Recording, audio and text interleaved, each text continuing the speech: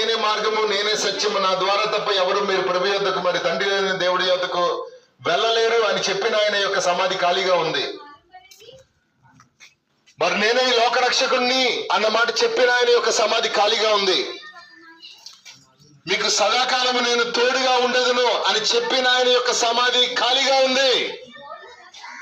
ఆయన సమాధి ఖాళీగా ఉంది. నేను మీ అందరి తరపున నేను నిలబడబోతున్నాను.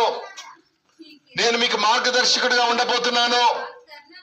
ఈ లోకంలో నేను వెలుగుగా ఉన్నాను అని చెప్పిన ఆయన యొక్క సమాధి ఖాళీగా ఉంది. దేవుని బిడ్డలారా ఆలకించండి. ఆ మాటలు చెప్పిన ఆయన ఉట్టి పుణ్యాన్ని చెప్పలేదు, కానీ అది అవును కాబట్టే, ఆయన నిజంగా రక్షకుడు కాబట్టే, ఆయన ఈ లోకమంతటికి ప్రభువు కాబట్టే, ఆయన దేవుడు కాబట్టే